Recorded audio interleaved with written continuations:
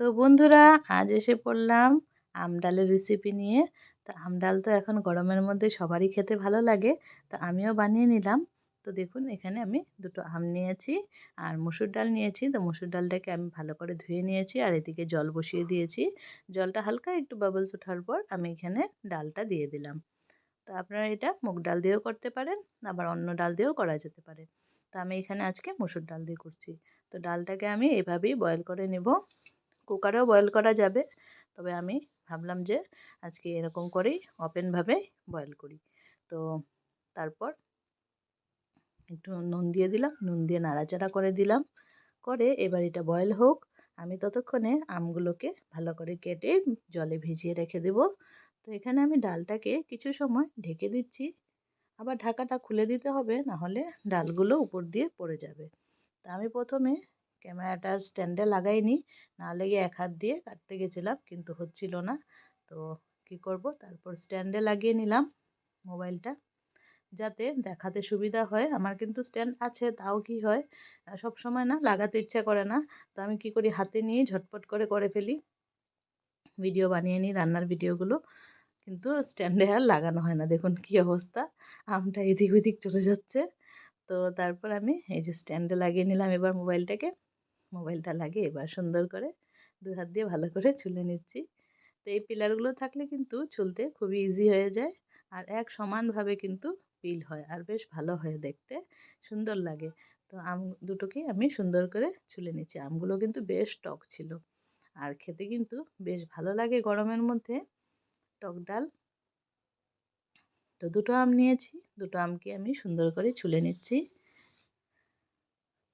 এই আমটা একটু হালকা হলুদ দেখতে, তবে কিন্তু টকটা পুরো একই আছে। দুটো আমই বেশ টক ছিল। তো আমি আবার আম ছুলতে ছুলতে আবার আরেকটা এক্সট্রা করে আম পরে কেটে এমনি কিন্তু নুন আর লঙ্কার গুঁড়ো দিয়ে খেয়েছি, যা মজা লেগেছে খেতে, কি আর বলবো। তো দুটো আম কাটলাম, এবার খোসাগুলো আমি রেখে দিচ্ছি সাইড করে। খোসা দিয়ে একটা রেসিপি দেখাবো ভাবছি, তো সেটা আমি অন্যদিন দেখাবো। এখানে দেখুন, আম দুটোকে আমি নিয়ে নিলাম। এবার আমগুলোকে আমি কেটে নেব ছোট ছোট করে। তো আমি একটু ভাবলাম যে ধুয়ে নিই, তো আমি ধুতে চলে গেলাম আমটা। ধুয়ে নিয়ে আমি আবার আসছি, এসে এগুলোকে কাটবো। তো ধুয়ে নিয়ে চলে আসলাম, আর চাকুটাও নিয়ে আসলাম সাথে। তো প্রথমে ভাবলাম কিভাবে কাটি, তো প্রথমে মাঝ বরাবর কেটে নিলাম। আমের আটিটা কিন্তু নরমই ছিল, তার জন্য আটি সহ কেটে গেছে। এবার দেখুন এভাবে আমি কেটে আটিটা বের করে নিলাম। বের করে এই যে এইভাবে চার ফালা করে নিচ্ছি, চার টুকরো করে। তো চার টুকরো করে আমি ডালে দিচ্ছি, অনেকে লম্বা করে দেয়, তো আপনারা চাইলে লম্বা করেও দিতে পারেন। আমি কিন্তু এভাবে দিয়েছি। আর আমরা কিন্তু আম ডালটা যখন করি একটু আমটাকে আমি গলিয়ে দিই, কারণ আমটা একটু গলিয়ে দিলে টকটাও ভালো করে বেরোয়, আর সবার খেতেও কিন্তু ভালো লাগে। তো বেশি গোটা গোটা আমি রাখি না, আপনারা চাইলে গোটা করেও রাখতে পারেন, বেশি না গলিয়ে দিয়ে। তো আমি যেভাবে বানাচ্ছি সেভাবেই আপনাদের সাথে শেয়ার করছি। আপনারা চাইলে একটু এদিক ওদিক করে নিতে পারেন আপনাদের চয়েস মতো, যার যেমন পছন্দ। সবার ঘরের খাবার একরকম তো হয় না, একভাবে সবাই বানায়ও না। তো আমি যেভাবে বানাই সেটাই আমি আপনাদের সাথে শেয়ার করি। তো দেখুন, আমের বিচিগুলো মাঝখান থেকে আমি বের করে নিলাম। বের করে আমি এরকম করে ছোট ছোট করে চারটা টুকরো করে নিচ্ছি। গরমের মধ্যে এরকম টক ডাল থাকলে কিন্তু আর কিছুই লাগে না। আপনারা যদি না বানিয়ে থাকেন অবশ্যই একবার এভাবে বানিয়ে দেখবেন। এই আমের আটিটা একটু শক্ত ছিল, তার জন্য কাটতে একটু প্রবলেম হচ্ছিল আমার, তারপরেও কেটে নিয়েছি। আমার কিন্তু চপিং বোর্ডও আছে, কিন্তু আমি ওটা ইউজ করি না। কি ভালো আমি, দেখেন। তো কি হবে, মানে ওইসব বের করব, বের করে কাটবো, এই আলসেমিতে আমি আর বেরই করি না। তবে চপিং বোর্ড টোড সবই আছে। চাকু দিয়ে আমার কম কাটা হয় সবজি, দা দিয়েই বেশি কাটি, চাকু দিয়ে আমি খুব একটা অভ্যস্ত না।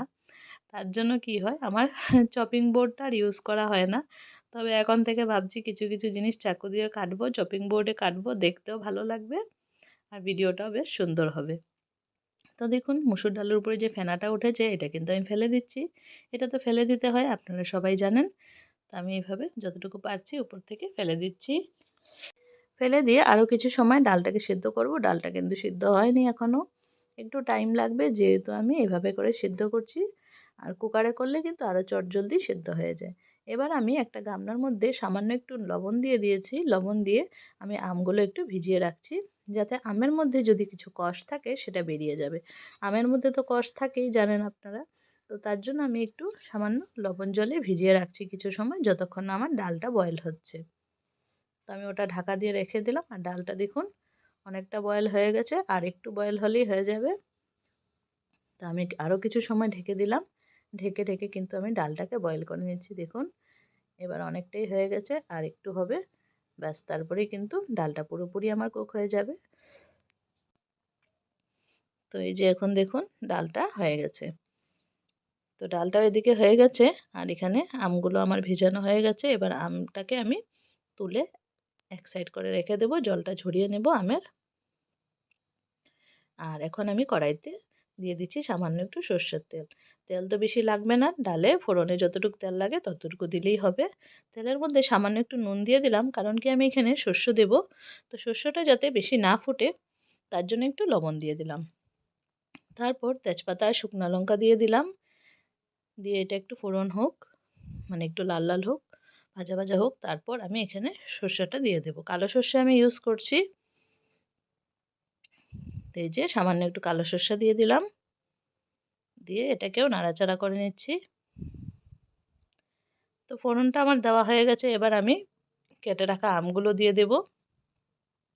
আমগুলো চাইলে আপনারা ডালটা বয়েল হয়ে যাওয়ার পর একদম এন্ডিংয়ের দিকে আপনারা ডালের মধ্যেও দিতে পারেন। আমি কিন্তু এভাবে দিচ্ছি যাতে আমটাকে আমি একটু গলিয়ে নিতে পারি। এখন আমি আমের মধ্যে সামান্য একটু নুন দিয়ে দিব যাতে আমটা সফট হয়ে যায়। আর সামান্য একটু হলুদ দিয়ে দিচ্ছি একটা সুন্দর কালার আসার জন্য। এবার ভালো করে নাড়াচাড়া করে নিচ্ছি। আর কিছু সময় আমি এটাকে নাড়াচাড়া করব যতক্ষণ আমটা নরম না হয়ে যায়। আপনারা যদি মনে করেন আমটাকে একটু গোটা গোটা রাখবেন, তাহলে আপনারা বেশি সময় না নাড়িয়ে একটু সময় নাড়িয়ে আপনারা ডালটা দিয়ে দিতে পারেন এটার মধ্যে। তো আমি দেখুন আমটা গলা অবধি ভালো করে নাড়িয়ে নিলাম। আমটা কিন্তু অনেকটা গলে গেছে। আর এবার কিন্তু ডালটা দিলে ডালটা পুরোপুরি টকটক হবে আর বেশ মজা লাগবে খেতে। আমাদের তো এরকমই ভালো লাগে, আপনারা চাইলে গোটা করে রেখে দিবেন। তো দেখুন আমি উপরে ডালটা দিয়ে দিলাম। ডালটা যেহেতু এখনও বেশ ঘন, আমি এটার মধ্যে কিন্তু জল দিয়ে দেব। প্রথমে একটু নাড়িয়ে নিচ্ছি ভালো করে মিক্স করে নিয়ে, তারপর আমি পরিমাণ মতো জলটা দিয়ে দেব। আপনারা ডালের ঘনটা বুঝে জলটা দিয়ে নেবেন আপনাদের যতটুকু দরকার। তাই ভালো করে মিক্স করে নিলাম। মিক্স করে আমি একটু জল দিয়েছি আর হলুদ দিয়েছি উপরে। যেহেতু আমি ডালে হলুদ দেইনি, আগে জাস্ট নুন দিয়েছিলাম, তার জন্য আমি এখন পরিমাণ মতো হলুদটা দিয়ে নিলাম যতটুকু আমার লাগবে। তারপর দেখুন এই যে নাড়াচাড়া করছি। আম কিন্তু খুব একটা দেখা যাবে না, কারণ কি আমি আম তো গলিয়ে দিয়েছি। আর যতটুকু দেখা যাচ্ছে এই যে উপরে খুন্তি দিয়ে নাড়াচাড়া করলেই দেখা যাচ্ছে। এবার আমি যতটুকু আমার জল লাগবে পুরোটা দিয়ে সামান্য একটু নুন দিয়ে দিলাম। নুনটা একটু কম হয়েছিল, তো নুন দিয়ে দিলাম। এবার ডালটা ফুটে গেলেই কিন্তু ডালটা আমার একদম রেডি হয়ে যাবে। খুবই ইজি আর সিম্পল একটা রেসিপি, আর গরম দিনে তো এটা কিন্তু সবার ঘরেই হয়। আর যারা এখনও বানাননি তারা কিন্তু ঝটপট বানিয়ে খেয়ে নিন, কারণ আর তো কিছুদিন পর আম পেকে যাবে। তো দেখুন আমার ডালটা কিন্তু ফুটে গেছে। ডালটা আমি নামিয়ে নিলাম। এই যে আমি এতটুকু ঘন রেখেছি, নিচে একটু দানা দানা আছে ডালের। তো এরকম থাকলে কিন্তু বেশ ভালো লাগে খেতে। তো বন্ধুরা আজকের ভিডিওটা কেমন লাগলো, ভালো লেগে থাকলে লাইক কমেন্ট শেয়ার করে দিবেন।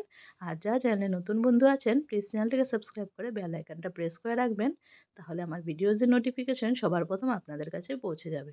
আজকের জন্য সবাইকে টাটা বাই বাই। আবার দেখা হচ্ছে নতুন ভিডিওতে। Thank you and bye by.